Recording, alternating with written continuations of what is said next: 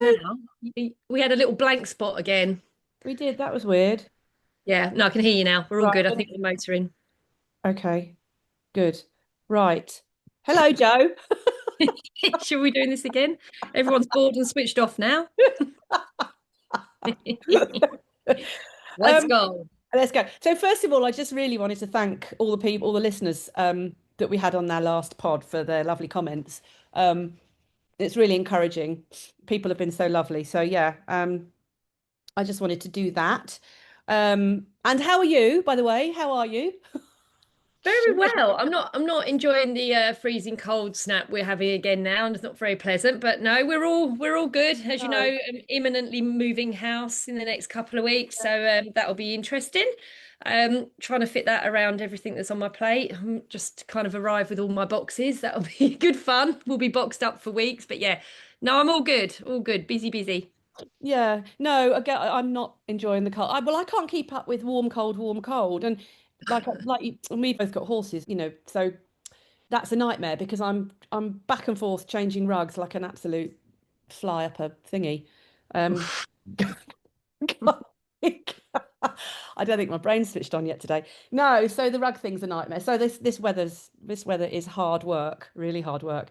Um, So we have crafts to talk about, we don't do, but we? Let's move on from the horses. no, I know, we definitely, no, before we start, before we start crafts, I wanted to just, because a couple of people were saying, like, when I said what I did and what you did, Oh yeah. people were like, what on earth are you talking about? So I just wanted to clarify, actually, the fact that we're both behaviorists, we both do the same job, both see dogs that have unwanted behaviors or behaviors that people can't cope with, or however you want to say it. We both get the same results, but we work very differently. And I think the comments from last week were it seemed that I was putting myself down when I said what I do. I didn't mean to put myself down at all. How I see it, and you might describe this differently. I work kind of organically. So I'll understand the background of the dog.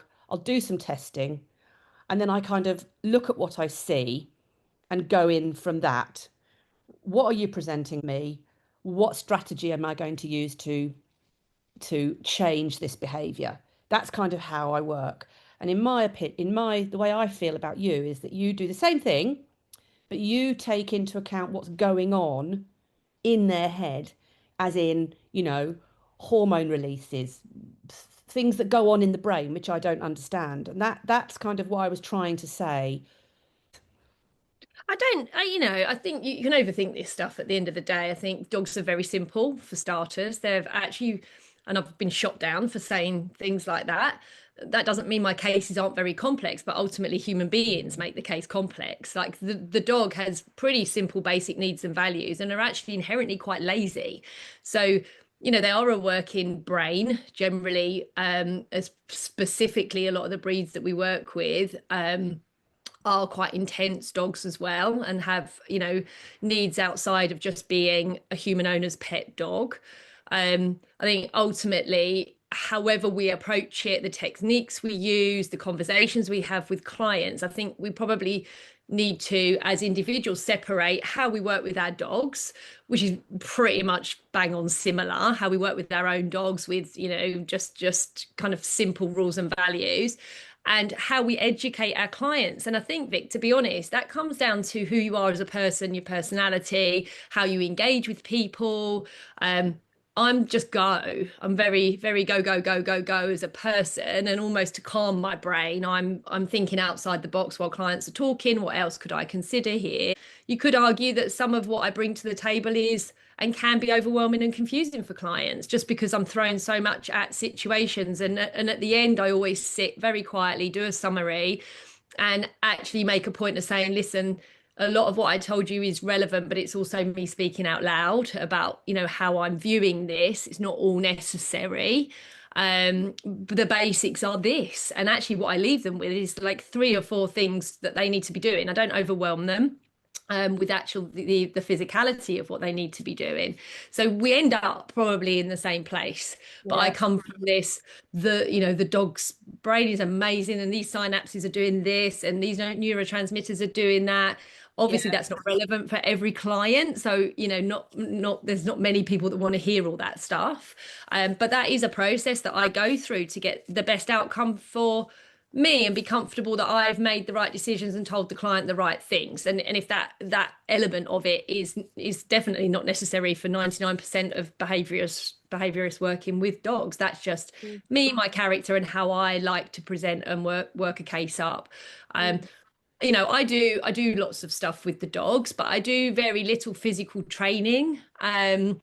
Because it's not necessary for me. I'm working a long way below threshold, whereas other trainers are really successful working in and around threshold. Um, I prefer to be proactive with my preparation so we don't end up finding ourselves in a situation that's out of hand. Other trainers like to go in and see the out of hand situation and work backwards. At the end of the day, as long as the dog environment improves, the client improves, it's kind of okay. And actually, you are my person that stabilizes me in a different way. I can come to you with a really complex situation that I've built up hugely in my head, added Mm. all these different considerations. Let's face it, psychology is powerful. But it's not limitless. You have nutrition, you have reproductive states, you have the learnt side of the brain and the learnt behavior. You have genetics, you have environment, client relationship. We are looking at so many things all at the same time, and sometimes you just need your professional friend to say, "Okay, it's a dog. Breathe, sit back," and that's where I see you. Yeah. And actually, does the dog know it shouldn't be doing this? Have they told it a simple no? And if they have, how did they do that? So yeah, I do think our avenues in and around the dog are quite different in the way that our brains work and our brains think. But you're absolutely right. We just all want the best for the dog and the client. Yeah, important. So yeah, hopefully that clarifies to people. But I mean, specific questions are always useful, aren't they? If Yeah. there's something No, that they are. doesn't, we're not explaining very well. No, no, well, exactly. No, it was just that I had a few people say it. And, it's really important, especially for sort of our listeners. A lot of our listeners are going to be, people coming into the business, learning about behavior and training and stuff. And I think what's so important is that one size doesn't fit all. And, you don't have to work a certain way. You don't have to, it's not our way or no No, way. no. Don't have to work a certain way. What you need to do it. Obviously, there's certain things that work with dogs and certain things that don't. But ultimately, particularly with training, it's no right or wrong way. If it works and it's kind and you're not stressing the dog, do it. My clients say to me sometimes, "Oh, can I do it this way?" And I'm like, "Yeah, if that's working for you, that's fabulous. Crack on, Yeah. do that." I think people get stuck in, "Oh, you sure is this right? Is this right?" It doesn't have to be right. There are certain things, and I'm sure we'll get to that, but mostly, if as I'm repeating myself, if it works, it's kind and gentle with the dog, then it works.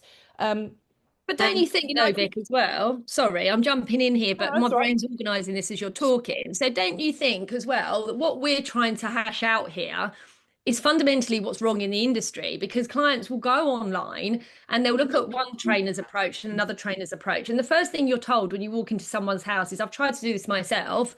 I've looked online, but oh my God, it's so confusing and conflicting."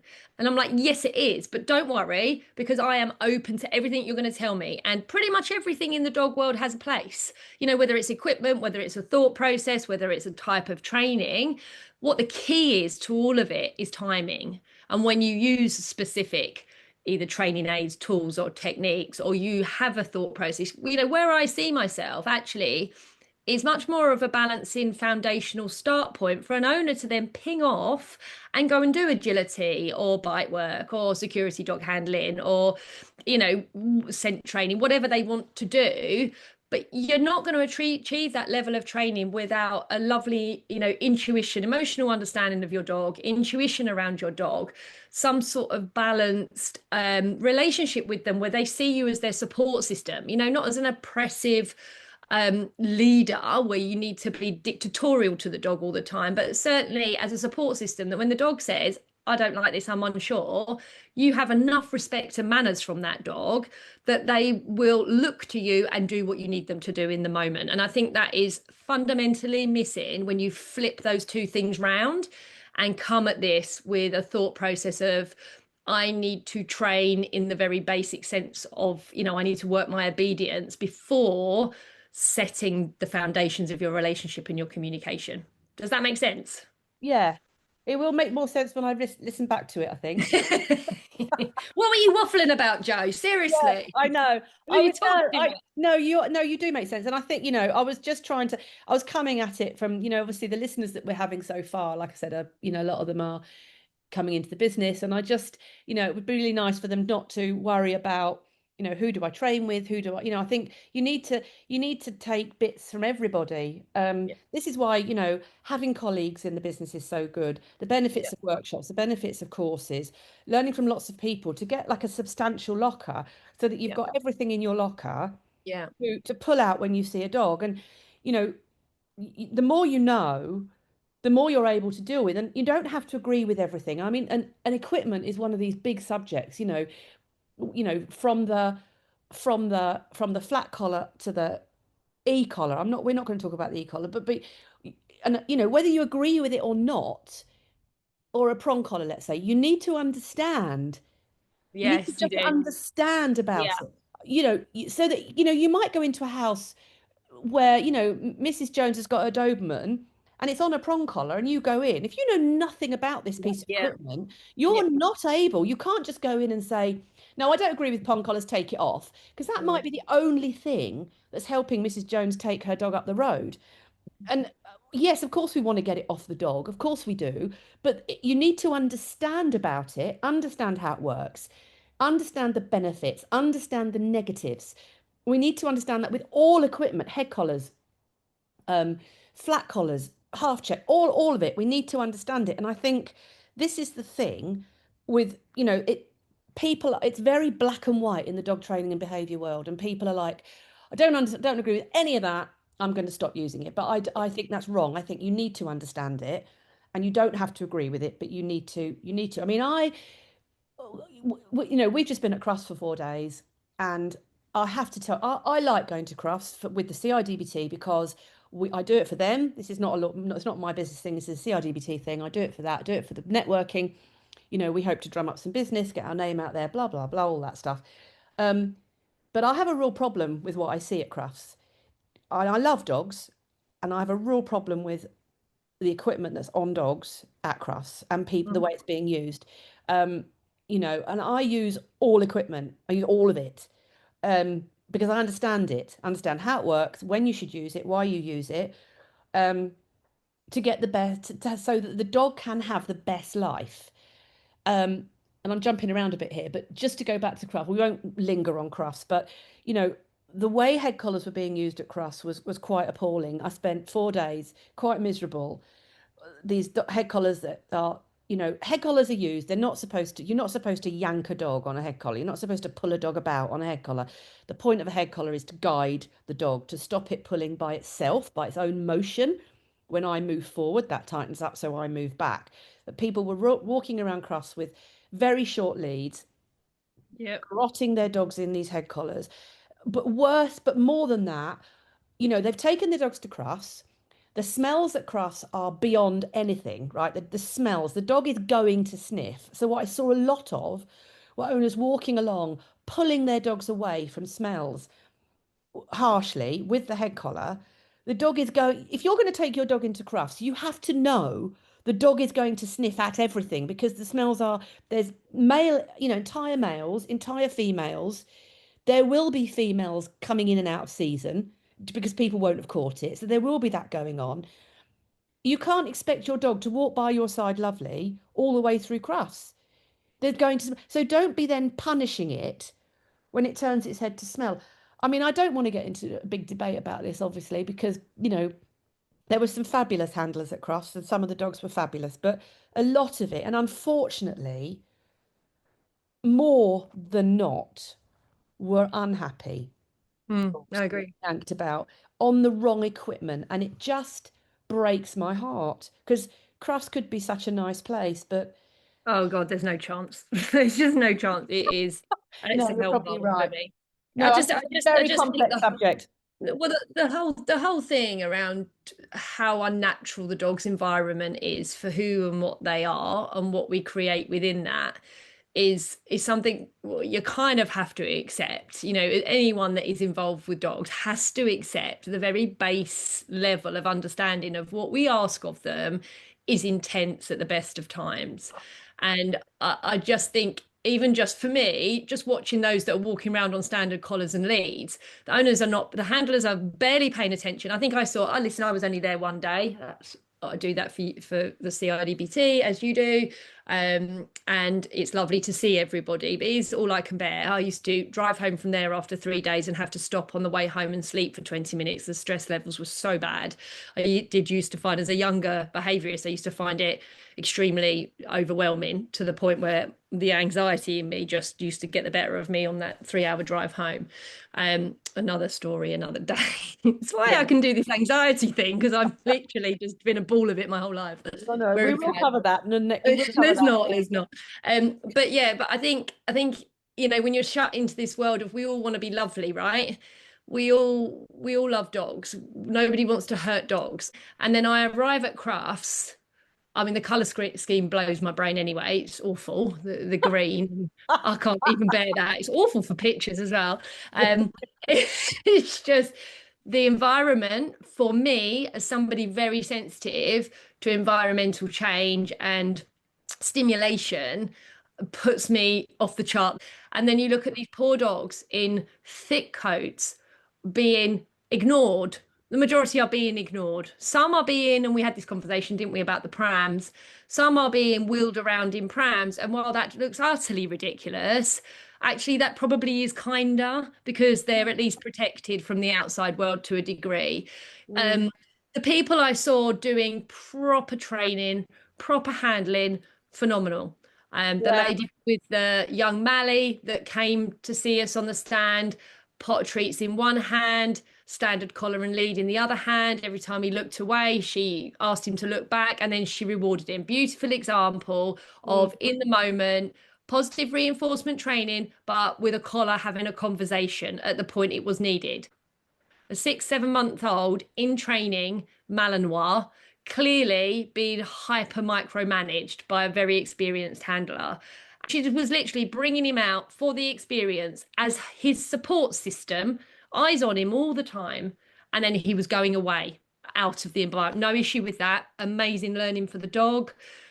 He had his support system with him the whole time. None of those other dogs that are being walked around, dragged around, whippets on nooses. How many of them do we see? But the noose is sparkling and pink, so yeah, apparently that's acceptable. exactly. What if it said Gucci on it? Then it was even more acceptable. I know. I just cannot understand how we sit here listening to the system and the industry that we're in hurling abuse between each other. Not me, because I just don't get involved. I'm not interested.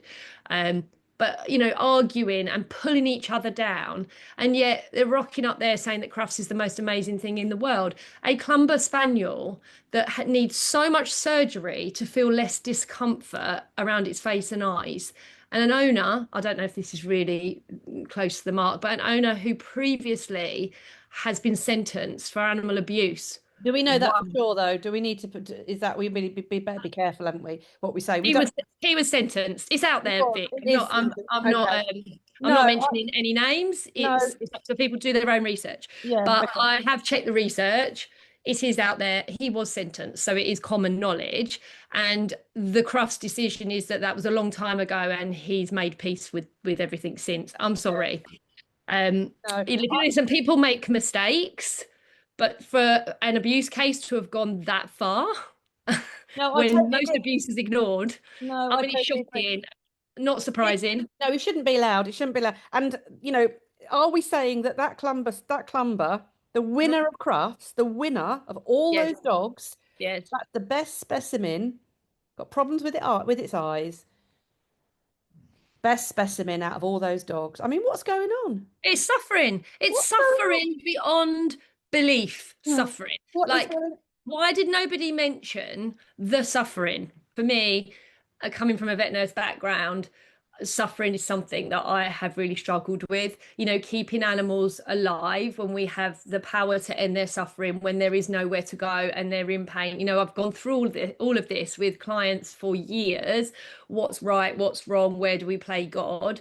But to actually put an accolade on a dog and tell the world that this level of suffering is not only acceptable, but it's something we should all be striving to achieve is I can't even give it any airtime. Like that's all Abhorrent. I can. It is abhorrent. It's It is. absolutely abhorrent. I know. And then Very sad.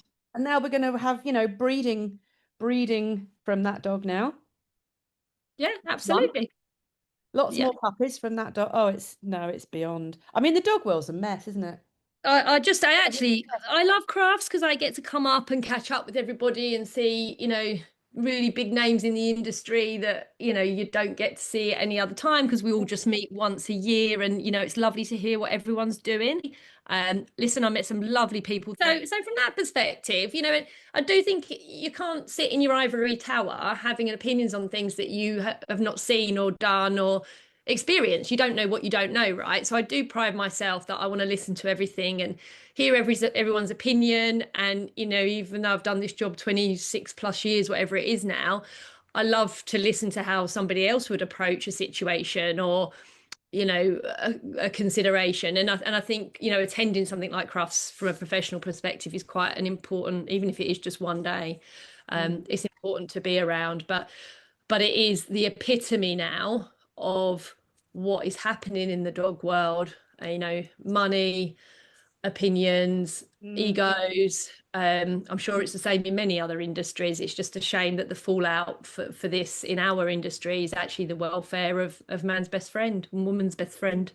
Mm. Um, because it's pretty appalling, really. But yeah, how was it from the perspective of you chatting to people? Did you get a feel for where new trainers are at and what new trainers are? Because I know over the years you listen to people talking on the stand and they come already with quite formed opinions of what sort of trainer they want to be, whereas this year felt a little bit different. Oh, I don't want to go down this road. Yes. Ah, have I Yeah, just set you up, Vic? yeah, you have, yeah. No, it was good. It was fine. I mean, there's a very, very huge divide, like we said last week, with, positive only force free trainers and the other lot, balance lot. So and that was Do you think overwhelming. It was overwhelming this time. And do you it's think we should do a separate pod on this, Vic? well, yeah, Just so we no, gauge some response we should and because it's huge. It's a do a huge subject, balanced. and actually, I've come away from that. I really do want to learn more about the force-free Yeah, agreed. um, ethics. I want to learn. I want to talk to somebody. I've got some, colleagues that are. So I would like to speak to them and get their take on it all before I go down this rabbit hole because I don't want to just, yeah, I want to be educated in that before we talk about it because there is a lot to say. I And Sorry, and again, I'm no, jumping in, but I just want no, to say, I think, the whole reason behind this pod really is to forge people's opinions and thought processes together and add value. I think where I don't want to be, if we're going to do this, we do it properly and sensibly with education and communication at the forefront. So I think where we need to kind of pitch it is there. Like, I'm not really angry or aggressive or sitting in a camp. I don't think that's productive or useful, but I am confused and I'm a little bit upset that I'm being potentially being pigeonholed into being a trainer that well, not me personally, but my team and my people around me, we're all being put in camps we don't necessarily fit or want to be in. yeah, So to actually, get together with people on a pleasant platform and just so I can ask questions like, okay, but if you have a dog like this with an absolutely massive prey drive who will chase a squirrel up a tree and keep going or cross three roads after a deer and be gone for 3 hours, 4 hours, 8 hours, how are you going to train that dog? And okay, so how does that work when? It would be good, if not from a, you know, stick your chin out, Paul Face's perspective, Oh, but no. actually from please educate me, Oh, good. because That's where I'm standing. No, that's where I am. And I don't, these podcasts aren't to change hearts and minds at all. I think it's just a case of I'd like our podcasts to be food for thought yeah, for people to go away and make their own minds up. Again, it yeah. comes back to what I was saying earlier. You need as much information as you can when you do this job. You need to understand everything. And I think, hopefully people listening Well, can take away, from our experience, they can take away what we say, not necessarily agree with it, but maybe go and look at it. Um, it's and also a little bit rude, Vic. You and I started with puppies and treats at the CIDBT puppy course. We've always used food. I still use food now, Oh, I know. but the shift in food is now being used incorrectly and creating such terrible problems that the average age of a dog to end up in rescue is now 7 months. That I learned at Crufts is appalling. Oh, no. 7 months now. And when I came into this industry, there were mostly adult dogs ending up in rescue, or certainly dogs of 18 months plus. And now we're talking about dogs ending up in rescue at 7 months because they've never been asked respectfully to understand social hierarchy in a home, and they've been bribed and distracted in their normal day-to-day life, not just around trained commands. And I think that's the key for me, is where for me I've moved on and there's now a shift, and other situations and the experiences of dogs have created a platform for me now where food is a tool for aggression and an aggressive response, a resource guarding response, or something they ignore. And most of these dogs are not even eating their meal provided by their owners. So how the hell have we ended up in a situation with dogs who evolved primarily to be with us socially as company, and secondarily for food, that now they walk all over their owners, have no respect, bite them, and don't even eat the food that they're given? You're like, why is nobody flagging this as a major crisis in the dog world? I just don't understand it. And yet it's still being pushed and forced that this new mode of training, that's being used solely, it's not new, and it's never been used solely. And anyone using it solely is not meeting the needs of the dogs in other ways. There has to be a common denominator over society, culture, training modes and methods, ethoses, moral standing. This has all changed significantly in the time I've been in the industry. And what nobody seems to appreciate is the dog hasn't. They are still an opportunistic predator with pretty straightforward black and white understanding of needs and values, and they're just not being met. That's where I stand. As that flawed you if I said too much? No, I fell asleep, Joe. Sorry, I was just... Time for lunch. No, I was Preaching just... to the converted, aren't I? That's Well, the yeah, question. exactly. No, well, we're probably before we go chatting off into the cosmos. Oh, yeah, Um, let's not. let's cut that. We'll do a complete podcast on that because it's interesting. And What do you mean? What do you mean you're going to cut that? How rude. well, do you know? I don't know. Well, we'll see. But I just while you were wittering away, I was just thinking. I was just thinking. I went to my first agility class last night with my crazy young husky. Oh my God. I How does know. that feel? Have you recovered? Wine. Well, it Was was good. wine? No, there was a lot of wine after it. Yeah, no, it was good. I was actually, well, so was the trainer. I actually really quite impressed on, how much attention the husky gave me, which was, yeah, I was quite impressed. Don't you Um, think that? Don't you think that what you've just said there is actually how lovely is that that you, with all your experience and what you do for a living, have gone to an agility class with another trainer, happily been respectful of that environment and joined in like a member of the public. That is how it should be. That is how it should be. It's not though, is it? no, it isn't. No, that's another rabbit hole. Stop it. No, it isn't. But no, no, I didn't tell her I was a trainer. Obviously, I don't want to, I don't want to make the Didn't go that far. no. No, not when you've got a husky on the end of a lead. Don't want to say that you're a trainer. I don't have breeds that make me look good. I have huskies and Rottweilers and stuff. I mean, No. these Yeah, I breeds know that for do sure. not make you look good. No, actually, he was a really good boy, and yeah, he really enjoyed it. So, that we might chat about that ongoing as well. Let you know how my agility journey goes. Well, Um, you're gonna apart from apart from finally him. we've got you running, Vic. I know. Finally. Apart from him, he's entire. So just for everybody's, he's a rescue. He's 13 months. I got him a couple of months ago. He's an entire working line husky. Um, I'm exhausted. Who needs that in their I'm life? exhausted. But he, of course, was marking everything he could possibly mark, which is highly embarrassing, isn't it?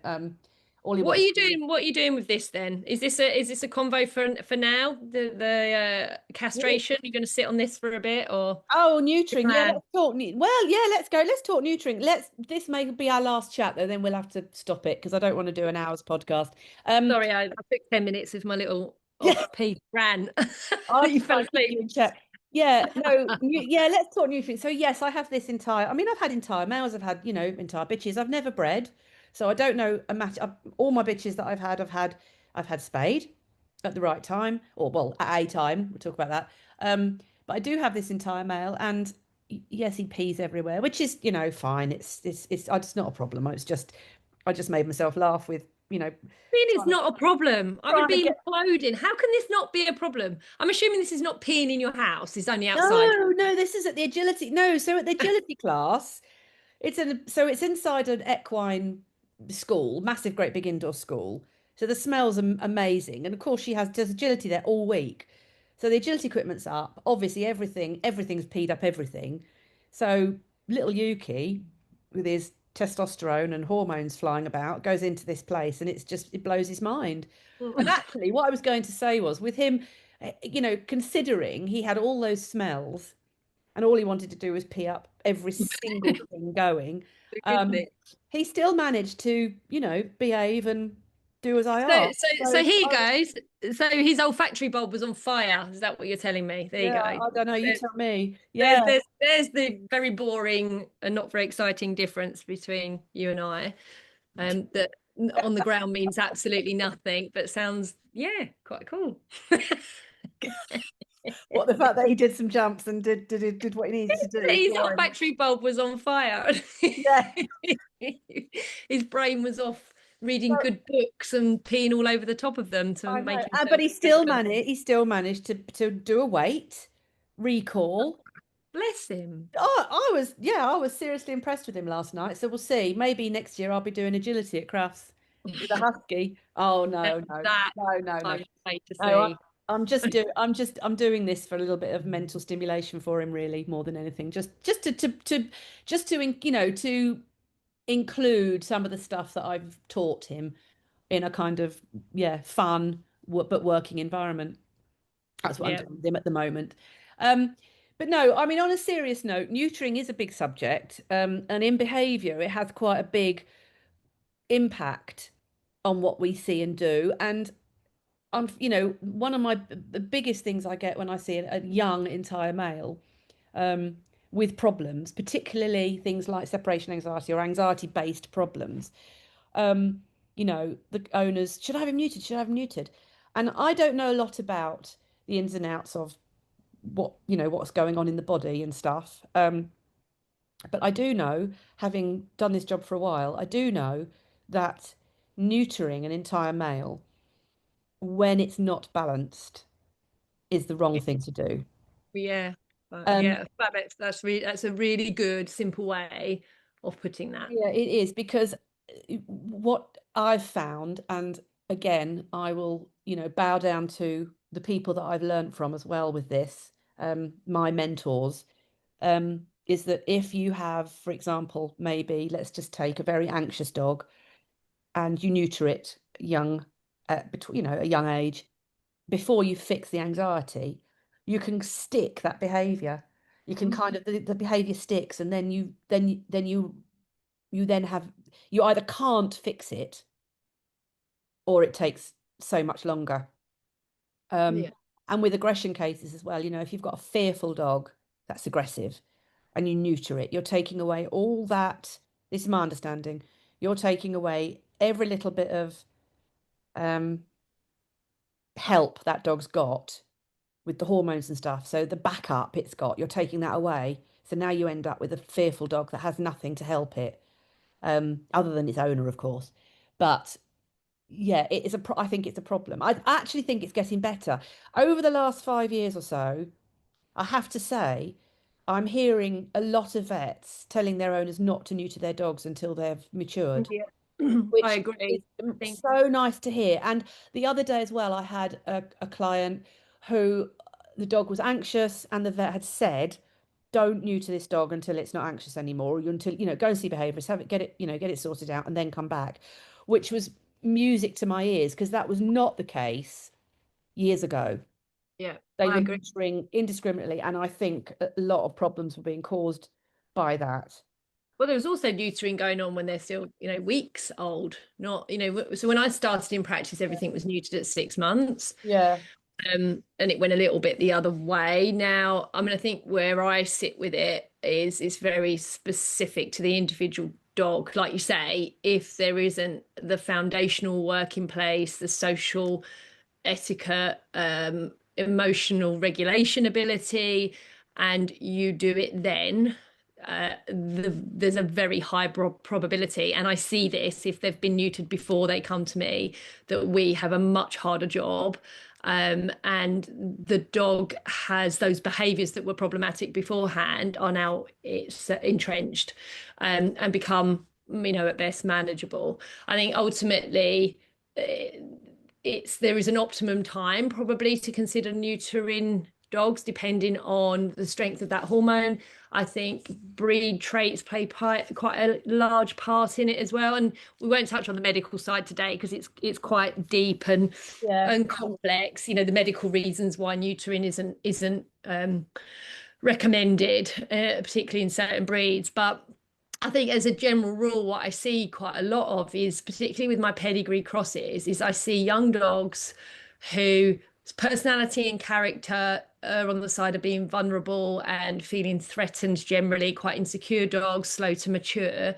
But then they have this very powerful influx of testosterone hitting specific receptor cells in the brain, which obviously from a survival perspective tells the dog you need to step up and make your point in your environment, like just basic environmental adaptation really. Mm. And if you have a dog whose kind of character, personality, breed predisposition, whatever, does not match or isn't able to cope with the influx of that hormone, you get conflict, you get internal conflict, which creates further unnecessary arousal. And every aroused animal has to have an outlet for that chemical process, which is where the lid comes off. So I think it's quite specific as to, we need to understand as behaviorists, when is the dog doing the behaviors? Is it to all dogs? Is it Mm. just to male entire dogs, which is very dangerous if it's specifically focused on, and I've had a couple of these over the years. Actually, one wasn't even a behavior case, he was just a dog I knew, Labrador, and I said I'm pretty confident. I knew him quite well, away from being a professional situation, and I said I'm pretty confident that you need to get him neutered, and you've probably got a very small window to do this before you are stuck with the problem. And they didn't neuter him. They didn't neuter him for another 6 months after he'd bitten, and I don't just mean bitten, I mean full on attacked another dog, and this is a yellow lab. Mm. And they then got him neutered. It was too late. Too late. Forevermore, the Yeah. dog walker could tell you when there was an entire male in a 1 mile radius because of the dog's behavior. So Mm. it's very specific. And I do think if I get them and they're not neutered and they've got anxiety and they're on that kind of 10 months to 2.5 year platform, haven't had a failure yet of calling it. That's really speaking in quite an arrogant way, and I hope I don't ever eat my words, but I tend to have a 2 week window where we stabilize everything and I make a decision at that point how and if I'm going to prioritize a conversation with the vet. It's not my call, it has to be the owner and the vet that are on board with this, but I'll have that conversation and say, I think it needs to happen now, when the dog is at maximum support level from the owner. I then recommend that we stay in very close contact, because within 2 weeks or so post surgical, obviously there's supralorin, so there's a chemical option if we're not sure, the implant. But if it is surgical castration, then I prep my clients for the dog falling off the edge of a cliff around about the 2 week mark, very roughly. None of this is pinned down to actual days and times, but roughly around, a 2 week, 3 week mark, you might see an increase in poor, unstable, irritation, frustration level behaviors. So we're prepped for that and we're ready for it, and we ride the storm with that. And then you're looking at 3 to 6 months to see your outcome, really, when all the testosterone has left the bloodstream. So it really is a lot more complex than just, oh, my dog's a year, neuter him. My dog is 6 months, he's neutered. Or, oh, he's 3 now. Well, he's an established adult at 3. Is there any point in neutering? The only reason you're neutering at that point, really, if you've got that far, is for health reasons, in the future. Yeah. Otherwise, there's no impact. The testosterone's done what it's done at that point, right? Mm. You've lived with it, so Yeah. manage. No, go on, sorry. I was just going to say, very complex subject. So people kind of really need to know it's not a cut and dry, black and white. No. Each dog for me is, I would never tell someone to neuter over the phone. I need to be in that dog's space, get a feel for who they are, what they are, how do they respond to communication, Mm. what support, is the owner even relevant? Because most owners now, very sadly, are at best besties. Well, Sadly, that's no, sadly, very sad. No, well, I mean, I'm interested in this because obviously I have a, 13-month-old entire male, a husky who has a very upright body language. So he's super friendly with dogs, obviously loves bitches. It's wonderful because he's entire, so he's not going to do anything other than love bitches. He's not anxious, he's a very, very confident dog. So we have a very nice time when we're meeting dogs, but he doesn't like young entire males particularly. And now I think that's quite normal from what I understand. When I say doesn't like, he's not interested in fighting or any of that business, but he's much more postury around the, young entire males. And of course, then they become postury because he is. So then you have a little bit of conflict. So instead of just, arriving to a dog like he does every other dog, just nice and soft and friendly, there's that yeah. postury thing going on when he sees a young entire male. So I am I'm kind of like, oh, I have to watch this. Where are we going with this? I have to be really mindful that, if this Um, could turn into yeah, something, the yeah. neutering has to happen fairly soon. I don't want to have him neutered ultimately because I think he's better off just not being neutered and having all the hormones that he needs throughout his development to be there, Yeah. right? So Is that ever, Vic? I'm not Never. looking. Is that never? Never. You're going to get him through as an entire male into adulthood.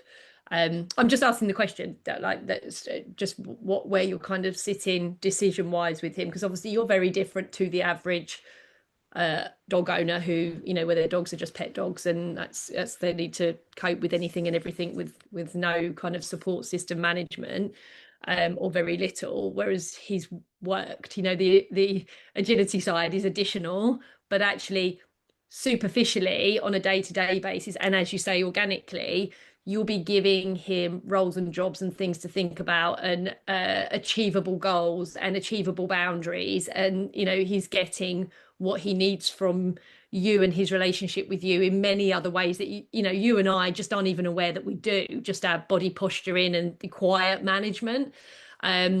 So this is a very different setup to the average pet dog owner situation. So is your plan from here just to take him through the young adolescent period and have him neutered at some point before the age of 3? Or are you planning on taking him all the way through and keeping him an entire dog? Really, yes, but I am planning to keep him entire, mainly because, well, selfish reasons, I guess. I mean, having a entire male dog is really useful. Um, the most clients I have really are nervous, fearful, aggressive dogs, or Yeah. aggression that's come born of fear. And when you have a female, fearful, aggressive dog, an entire male is really quite useful. Well, it's really useful because generally entire males aren't interested in having a go at a female. whether they're spayed or not. So I get away with way more with my entire male. So I'm able, because these dogs, these fearful dogs, need exposure to dogs. That's what they need, right? Yeah. Ultimately, this is a very blanket statement, and let's not take that as that's how you fix a fearful No, dog. Let's not. But no. as a blanket statement, they As, need as exposure an to some dogs. element that, yeah, it's an And element of the so training. having a dog that I've got at my fingertips, where I can take with me to consult number one or two, and you know just see what we've got without any risk of reaction from the male dog, is really, really useful to me. So, and he's already been used in that environment and very successfully. Yeah. Because, from his point of view, oh, lovely, a female dog, regardless of whether she's snarling at him or, having a go at him or whatever, he's still, oh, lovely, lovely Yeah. female dog.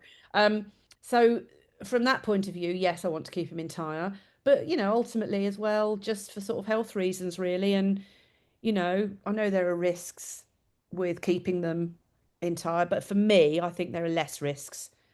Yeah. And that I Rather than think that's not. it. So, Um, so it's an that's kind of, educated, measured approach, right? Of what you're considering. You weigh up the risk and reward, and you're in your position are obviously aware of what it brings and what you need to be mitigating to keep him. I think the whole thing for me comes down to how the adrenal system responds, how balanced you can keep that adrenal system whilst all these other neurotransmitters are flying around the dog system and they're developing, neural pathways and synapses are clicking off left, right, and center with different learning experiences. I think ultimately, if you're aware of what you need to be looking at on the ground, you don't need all that detailed knowledge. What you need to know is I can feel that energy change. I can see you giving those tiny little changes, nuances in your behavior that are potentially conflict.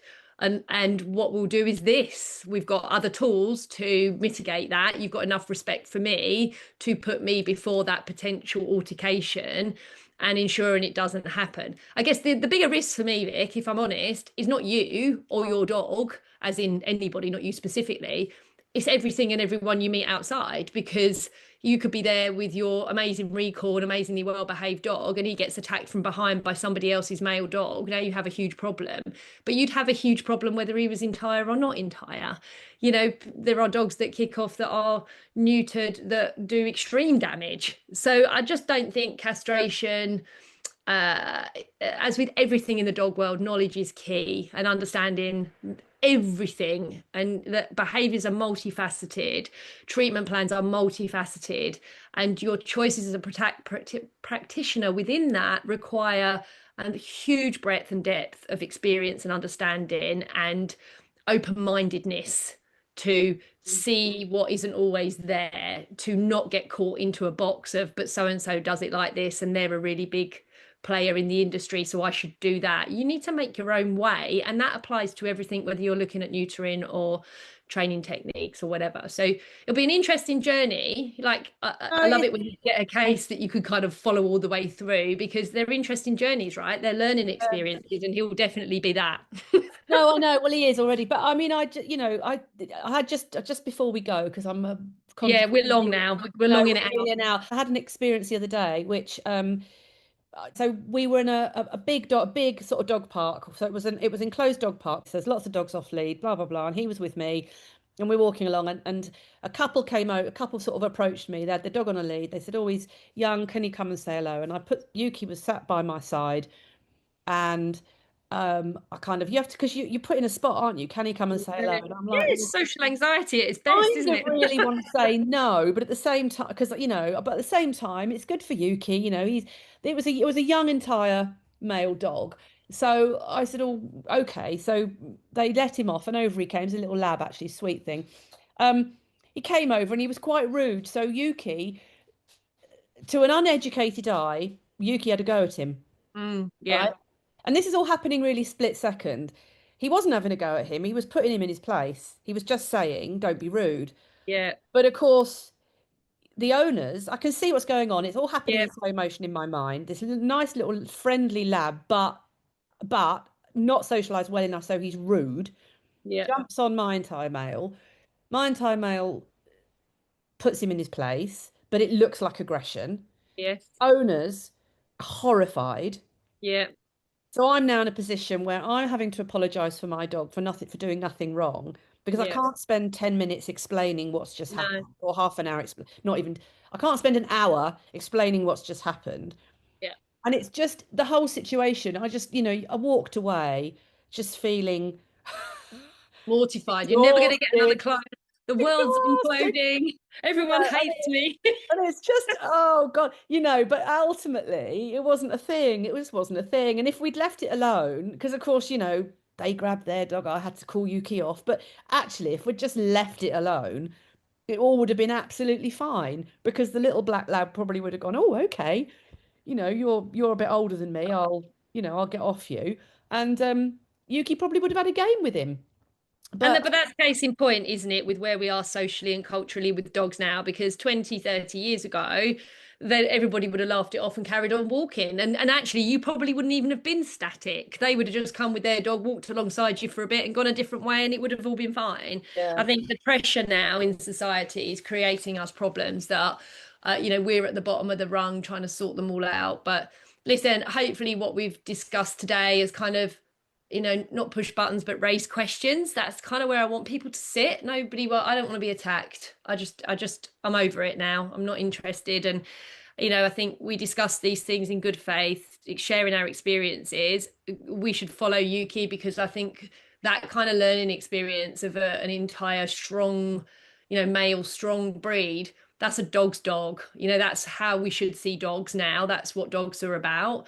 No anxiety, just normal developmental phases is important. So yeah, hopefully we've put some stuff out there that's got, everyone's chatting as they're listening to us in their heads is what I kind of want to know, because Mm. that would be really nice to know that people aren't falling asleep. Unlike my Well, mate. no, I know. No, I wasn't falling asleep. No, it was That's what only happens to my clients. They just glaze over and go, no, it's whatever. only because you were talking to stuff. You were talking, preaching to the converted. No, Yeah, I found absolutely. no loving the Neutering chat. That's lovely. But we will close now because obviously, we've just done exactly what I didn't want, which was, and I've just done an hour's. No, there's No, so yeah, right. I love loving Okay. these catch ups with you. Are we going to try and get one a week? Yeah.